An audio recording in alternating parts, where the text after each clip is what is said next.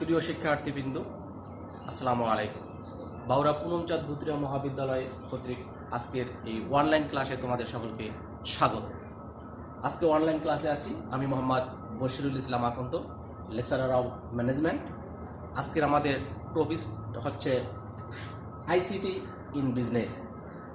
অর্থাৎ তোমরা টপিকটা দেখেই বুঝতে পারতেছো যে আইসিটি ইন বিজনেস অর্থাৎ ব্যবসায়ের ক্ষেত্রে আইসিটির প্রভাব কতটুকু, ব্যবসায়ের ক্ষেত্রে আইসিটি কিভাবে কাজ করে। আমরা আজকে এই আইসিটি ইন বিজনেস অর্থাৎ ইনফরমেশন অ্যান্ড কমিউনিকেশন টেকনোলজি আমাদের ব্যবসায়ের ক্ষেত্রে কিভাবে কাজ করে, এই চ্যাপ্টারের ভিতরে যে গুরুত্বপূর্ণ কোশ্চেনগুলো আছে সেগুলোর ভিতর থেকে কয়েকটি আজকে আমি তোমাদের কাছে সাথে আলোচনা করব। আশা করি তোমরা সবাই মনোযোগ দিয়ে ক্লাসটি উপভোগ করবে। তা আমরা শুরুতেই চলে যাচ্ছি। Concept of e commerce. আমাদের ফার্স্ট আমরা আজকে আলোচনা করব কনসেপ্ট অফ ই কমার্স অর্থাৎ ইলেকট্রনিক কমার্স কি বা ই কমার্স কি।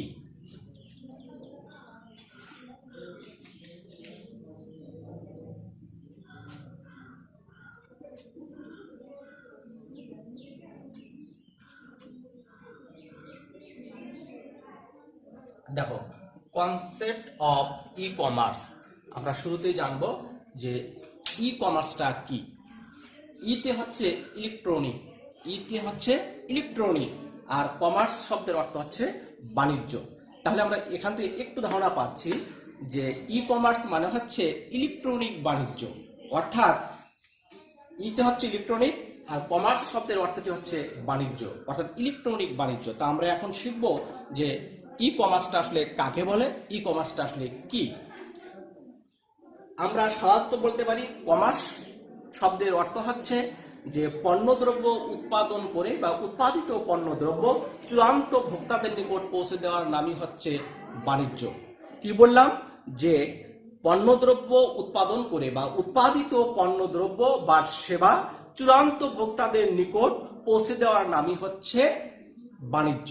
তাহলে এর সাথে যদি আমরা ইটাকে যুক্ত করে এখন বলি তাহলে হবে ইলেকট্রনিক কমার্স। অর্থাৎ আমরা যদি এখন এইভাবে বলি যে ইলেকট্রনিক পদ্ধতি ব্যবহার করে বা ইলেকট্রনিক পদ্ধতির মাধ্যমে বা অনলাইনের মাধ্যমে পণ্যদ্রব্য বা সেবা চূড়ান্ত ভোক্তাদের নিকট পৌঁছে দেওয়ার নামই হচ্ছে ই কমার্স। বুঝতে পারছো?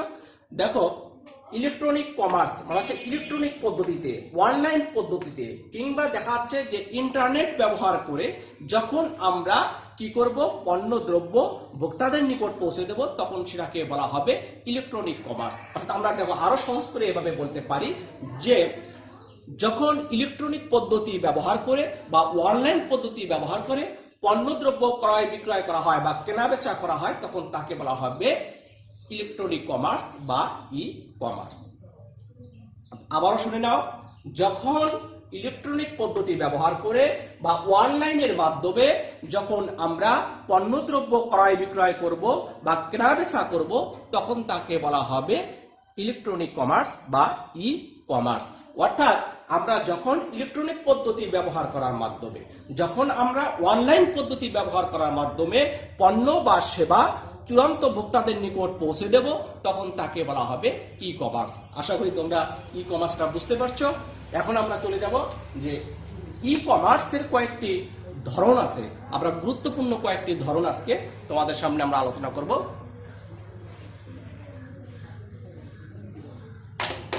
ই কমার্স মডেল অর্থাৎ ইলেকট্রনিক কমার্সের মডেল বা ধরন, আমরা গুরুত্বপূর্ণ কয়েকটি মডেল বা ধরন তোমাদের সামনে তুলে ধরতেছি। দেখো, শুরুতেই আমরা বলি মডেলের মধ্যে গুরুত্বপূর্ণ, শুরুতেই আমরা বলতে পারি যে B2B। এটা একটি আমাদের ইলেকট্রনিক কমার্সের মডেল। অর্থাৎ B2B হচ্ছে আমাদের ইলেকট্রনিক কমার্স বা আমাদের অনলাইন পদ্ধতির মাধ্যমে যে আমরা কেনাবেচা করব, পণ্যদ্রব্য ক্রয় বিক্রয় করব তার একটি মডেলের নাম হচ্ছে B2B। তো এখন আমাদেরকে আগে জানতে হবে যে B2B এর পূর্ণরূপটা কি। বিতে হচ্ছে বিজনেস, টু এবং বি, এই বিতে হচ্ছে বিজনেস। অর্থাৎ দেখো, B2B মানে হচ্ছে বিজনেস টু বিজনেস। B2B মানে হচ্ছে অর্থ হচ্ছে বিজনেস টু বিজনেস। অর্থাৎ একজন ব্যবসায়ী যখন আরেকজন ব্যবসায়ীর সাথে বা কোনো ব্যবসায়ী যখন অন্য কোনো ব্যবসায়ীর সাথে কি করবে, পণ্যদ্রব্য ক্রয় বিক্রয় করবে বা লেনদেন করবে, তখন সেটাকে বলা হবে আমাদের ইলেকট্রনিক কমার্সের B2B মডেল। বুঝতে পারছো যে যখন B2Bর অর্থটি হচ্ছে বিজনেস টু বিজনেস, অর্থাৎ এই ইলেকট্রনিক কমার্স বা আমাদের ই কমার্স পদ্ধতির এই মডেলের মধ্যে যখন কোনো ব্যবসায়ী আরেকজন ব্যবসায়ীর সাথে বা কোনো ব্যবসা প্রতিষ্ঠান অন্য কোনো ব্যবসা প্রতিষ্ঠানের সাথে কি করবে, অনলাইন পদ্ধতির মাধ্যমে ইলেকট্রনিক পদ্ধতির মাধ্যমে পণ্যদ্রব্য বা সেবা ক্রয় বিক্রয় করবে বা লেনদেন করবে, তখন আমরা সেটাকে বলা হবে B2B মডেল। এটাকে বলা হবে B2B মডেল। এরপর আরো আমরা যদি বলি এরকম দেখো মডেল যে B2C, এটাও একটা মডেল। আমাদের এই ইলেকট্রনিক কমার্সের আরেকটি মডেল হচ্ছে B2C। B2Cর অর্থ হচ্ছে business two consumer. Business to consumer, business মানে ব্যবসায়ী, আর সিতে কনজিউমার অর্থ হচ্ছে ভোক্তা। অর্থাৎ তাহলে কি বললাম, B2C মানে হচ্ছে বিজনেস টু কনজিউমার, অর্থাৎ একজন ব্যবসায়ী যখন ইলেকট্রনিক পদ্ধতি ব্যবহার করে বা অনলাইন পদ্ধতি ব্যবহার করার মাধ্যমে কি করবে, পণ্যদ্রব্য ভোক্তাদের নিকট ক্রয় বিক্রয় করবে, তখন তাকে বলা হবে B2C পদ্ধতি বা B2C মডেল। অর্থাৎ এখানে বি হচ্ছে বিজনেস, সি হচ্ছে কনজিউমার। কনজিউমার মানে হচ্ছে ভোক্তা। অর্থাৎ যখন কোনো ব্যবসায়ী কি করবে, ইলেকট্রনিক পদ্ধতি ব্যবহার করে বা অনলাইন পদ্ধতি ব্যবহার করে কোনো পণ্য বা সেবা কি করবে, ভোক্তাদের নিকট পৌঁছে দেবে বা ভোক্তাদের নিকট বিক্রি করবে বা ভোক্তাদের কাছ থেকে ক্রয় করবে কিংবা ভোক্তাদের সাথে লেনদেন করবে, তখন এই মডেলটির নাম দেওয়া হয়েছে, এই মডেলটিকে বলা হবে B2C মডেল। অর্থাৎ এখানে ব্যবসায়ী টু ভোক্তার মধ্যে যে লেনদেন হবে, যোগাযোগটি হবে, এটার নাম দেওয়া হয়েছে B2C মডেল। অর্থাৎ আমরা এখানে বুঝতে পারলাম যে B2B মানে হচ্ছে ব্যবসায়ীর সাথে ব্যবসায়ীর যে কানেক্টেড, আবার B2C মানে হচ্ছে যে এখানে একজন ব্যবসায়ীর সাথে বা একাধিক ব্যবসায়ীর সাথে কি হবে, ভোক্তাদের সাথে যখন পণ্যদ্রব্য ক্রয় বিক্রয় করা হবে, লেনদেন করা হবে, তখন এই মডেলটিকে বলা হবে B2C মডেল। এরকম আমরা যদি আরো মডেল কিছু আলোচনা করি, দেখো যে C2C। এই C2C মডেলটি হচ্ছে যে consumer two consumer, consumer two consumer, অর্থাৎ কনজিউমার মানে হচ্ছে ভোক্তা। অর্থাৎ যখন ইলেকট্রনিক পদ্ধতি ব্যবহার করার মাধ্যমে বা অনলাইন পদ্ধতি ব্যবহার করার মাধ্যমে একজন ভোক্তা আরেকজন ভোক্তার সাথে পণ্যদ্রব্য ক্রয় বিক্রয় করবে বা লেনদেন করবে বা বিক্রি করবে, তখন তাকে বলা হবে C2C মডেল। এটাকে বলা হবে আমাদের ইলেকট্রনিক কমার্সের C2C মডেল। অর্থাৎ এখানে কি করবে, কোনো ব্যবসায়ী থাকবে না, এখানে কে থাকবে, যে ইচ্ছে করলে কোনো ভোক্তা বা একাধিক ভোক্তা কি করতে পারে, তাদের কোনো প্রয়োজনীয় দ্রব্যাদি কি করতে ক্রয় বিক্রয়ের জন্য অনলাইন পদ্ধতি বা ইলেকট্রনিক পদ্ধতি ব্যবহার করার মাধ্যমে তারা ভোক্তাদের কাছে পৌঁছে দিতে পারে কিংবা ভোক্তাদের কাছ থেকে ক্রয় করতে পারে কিংবা ভোক্তাদের মাধ্যমে কাছে কি করতে পারে, একজন ভোক্তা আরেকজন ভোক্তার কাছে বিক্রি করতে পারে কোনো পণ্যদ্রব্য বা সেবা। তখন এই যে একজন ভোক্তা আরেকজন ভোক্তার কাছে যখন পণ্যদ্রব্য ক্রয় বিক্রয় করবে বা লেনদেন করবে বা কেনা বেচা করবে, কিন্তু সেটা যখন হবে ইলেকট্রনিক মিডিয়ার মাধ্যমে বা ইলেকট্রনিক পদ্ধতির মাধ্যমে বা আমাদের ই কমার্সের মাধ্যমে যখন এই পণ্যটি লেনদেন হবে বা অনলাইন পদ্ধতির মাধ্যমে যখন তারা এই একজন ভোক্তা আরেকজন ভোক্তার সাথে পণ্যদ্রব্য কি করবে, কেনা বেচা করবে, তখন তাকে বলা হবে C2C মডেল। বুঝতে পারছো? আমরা আরেকটি মডেল আলোচনা করব, সেটার নাম হচ্ছে G2G। এই মডেলটির নাম হচ্ছে G2G। অর্থাৎ দেখো আমরা এখানে দেখতে পাচ্ছি G2G। G2G মানে হচ্ছে গভর্নমেন্ট, অর্থাৎ government to government. Government to government মানে হচ্ছে, গভর্নমেন্ট মানে হচ্ছে সরকার, একটি দেশের সরকারকে বোঝায়। অর্থাৎ G2G এটা হচ্ছে গভর্নমেন্ট টু গভর্নমেন্ট, অর্থাৎ একটি দেশের সরকার, একটি দেশে তো আর দুইটি সরকার থাকতে পারে না, এই জন্য এখানে কিন্তু সংজ্ঞাটি একটু ভিন্নভাবে বলতে হবে।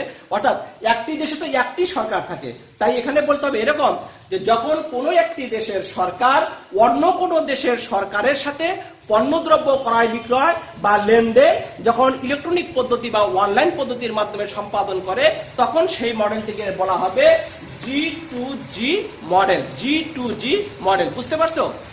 যখন জি মানে হচ্ছে গভর্নমেন্ট, জিতে হচ্ছে গভর্নমেন্ট, অর্থাৎ যখন কোনো দেশের সরকার বিশ্বের অন্য কোনো দেশের সরকারের সাথে কি করবে, ইলেকট্রনিক পদ্ধতি ব্যবহার করার মাধ্যমে বা ই কমার্স ব্যবহার করার মাধ্যমে বা অনলাইন প্রযুক্তি ব্যবহার করার মাধ্যমে পণ্যদ্রব্য বা সেবা কি করবে, ক্রয় করবে বা বিক্রয় করবে বা লেনদেন করবে, তখন আমরা সেই মডেলটিকে বলবো G2G model.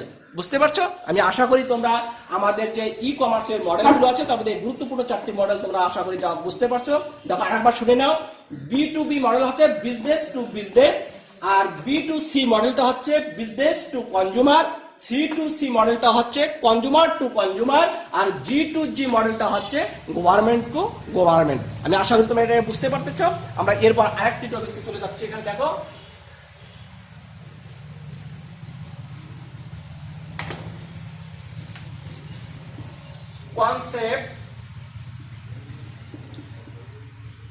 concept of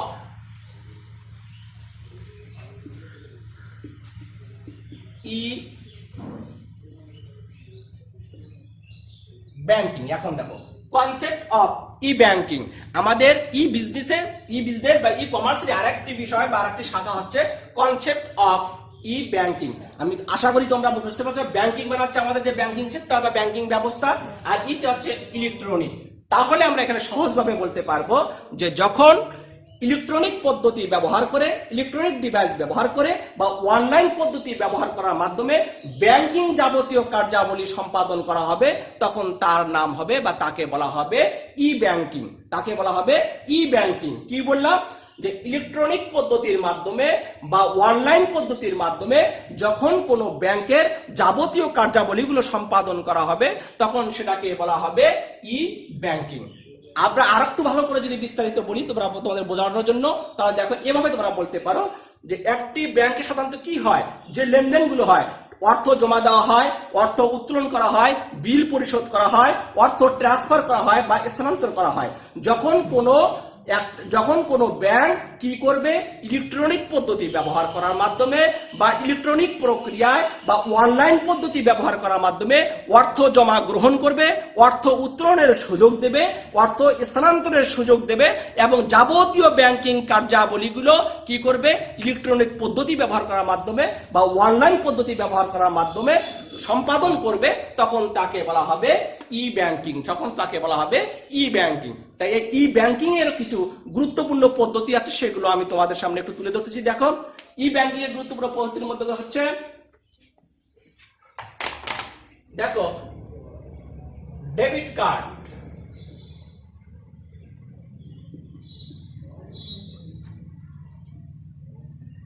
debit card তোমরা হয়তো নাম শুনেছ অনেকে।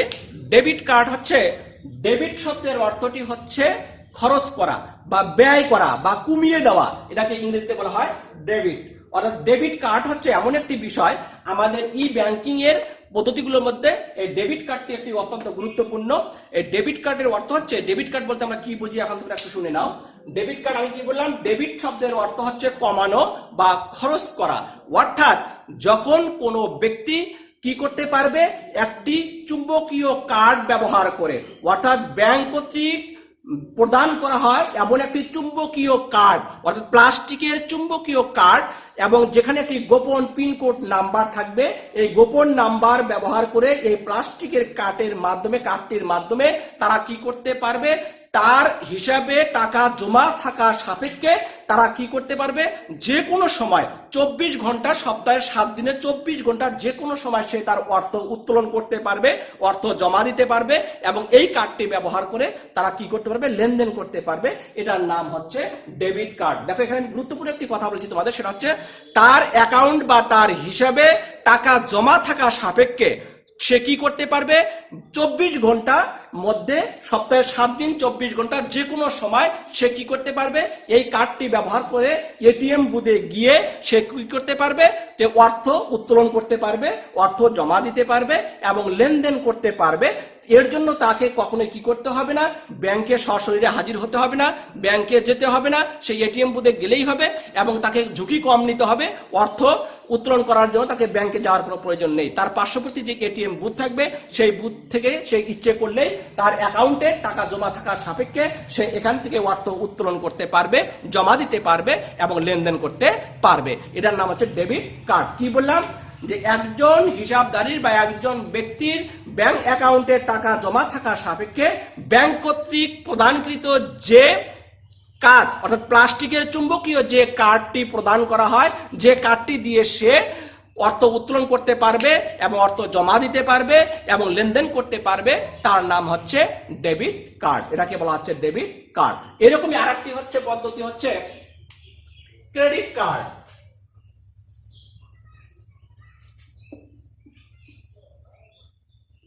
ক্রেডিট কার্ড ডেবিট কার্ডের মতোই আরেকটি হচ্ছে আমাদের ই ব্যাংকিং পদ্ধতি হচ্ছে ক্রেডিট কার্ড। ক্রেডিট মানে কি? ক্রেডিট মানে হচ্ছে ঋণ। আমরা ক্রেডিট মানে হচ্ছে, ক্রেডিট ইংরেজি, বাংলা এটাকে বলা হয় ঋণ।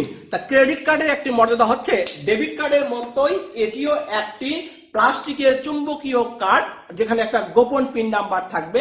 এই কার্ডটি ইউজ করে আমরা ডেবিট কার্ডে যেভাবে টাকা জমা দিতে পারতাম, উত্তোলন করতে পারতাম, ঠিক সেই রকম কাজগুলি আমরা ক্রেডিট কার্ডের মাধ্যমে করতে পারবো।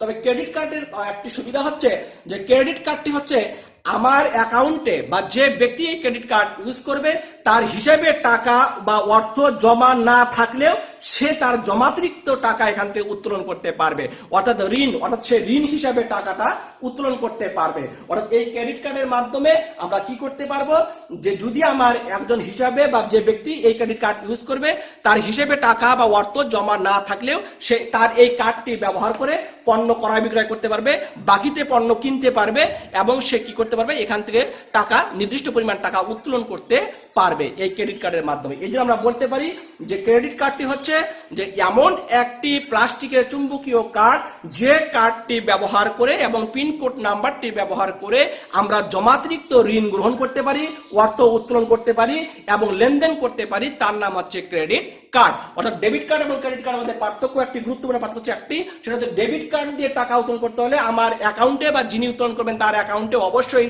নির্দিষ্ট পরিমাণ টাকা জমা থাকতে হবে।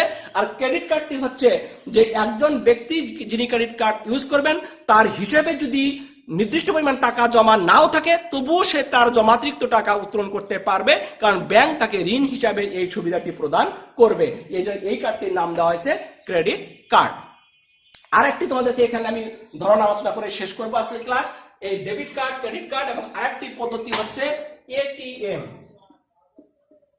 এটিএম বর্তমানে খুব জনপ্রিয়। এটিএম মানে হচ্ছে যে বর্তমানে বিশ্বে অনেকেই আমরা গ্রাহকদের সুবিধার জন্য ব্যাংকে হাজির হওয়ার প্রয়োজন নেই। প্রতিটি প্রায় ব্যাংকেরই এটিএম বুথ থাকে, যেখানে গিয়ে আমরা এই কার্ডগুলো ইউজ করে আমরা এখান থেকে কি করতে পারি, টাকা উত্তোলন করতে পারি, লেনদেন করতে পারি। তোমাদেরকে একটু জানতে হবে এটিএম হচ্ছে অটোমেটেড টেলার মেশিন। এটিএম এর পূর্ণরূপ হচ্ছে অটোমেটেড টেলার মেশিন, অর্থাৎ স্বয়ংক্রিয় যন্ত্র। অটোমেটেড মানে হচ্ছে স্বয়ংক্রিয়, অর্থাৎ অটোমেটেড টেলার মেশিন মানে স্বয়ংক্রিয় যন্ত্র।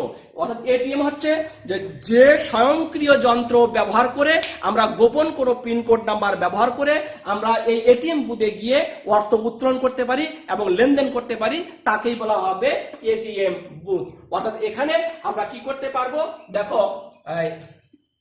24x7 অর্থাৎ এই 24 ঘন্টা সপ্তাহে 7 দিন, সপ্তাহে 7 দিন 24 ঘন্টা আমরা এই এটিএম বুথে গিয়ে যে কোনো সময় টাকা উত্তোলন করতে পারবো, লেনদেন করতে পারবো এবং আমরা এখান থেকে এই এটিএম বুথ ব্যবহার করে আমরা কি করতে পারবো, অর্থ উত্তোলন করতে পারবো, অর্থ জমা দিতে পারবো এবং লেনদেন করতে পারবো। অর্থাৎ আমি আশা করি তোমরা বুঝতে পারছো যে একটা গুরুত্বপূর্ণ আমরা জিনিস শিখলাম। এটিএম মানে হচ্ছে অটোমেটেড টেলার মেশিন। এটা একটি স্বয়ংক্রিয় যন্ত্র, অর্থাৎ ব্যাংকের আমরা এটিএম বুথে গিয়ে স্বয়ংক্রিয় এই মেশিনের মাধ্যমে সপ্তাহে 7 দিন 24 ঘন্টা আমরা কি করতে পারবো, যে কোনো মুহূর্তে টাকা উত্তোলন করতে পারবো, টাকা জমা দিতে পারবো এবং লেনদেন করতে পারবো। আমি আশা করি তোমরা আজকের এই আইসিটি ইন বিজনেস ক্লাসে গুরুত্বপূর্ণ কিছু বিষয় তোমরা বুঝতে পারছো এবং আমি মনে করি তোমরা মনোযোগ দিয়ে ক্লাসটি করেছো। তাহলে এখানে কি বললাম, একটা ডেবিট কার্ড, একটা ক্রেডিট কার্ড, একটা হচ্ছে এটিএম। এই তিনটি হচ্ছে আমাদেরকে অনলাইন ব্যাংকিং পদ্ধতির গুরুত্বপূর্ণ একটা ধরন বা গুরুত্বপূর্ণ একটা পদ্ধতি। আমরা এইগুলো ব্যবহার করে এই ব্যাংকিং সুবিধাগুলো আমরা ভোগ করতে পারবো। আশা করি তোমরা ক্লাসটি মনোযোগ দিয়ে করছো এবং ভবিষ্যতে অন্য ক্লাসে আবারও তোমাদের সাথে কথা হবে। আজকের মতো এখানেই সমাপ্ত। সকলকে ধন্যবাদ।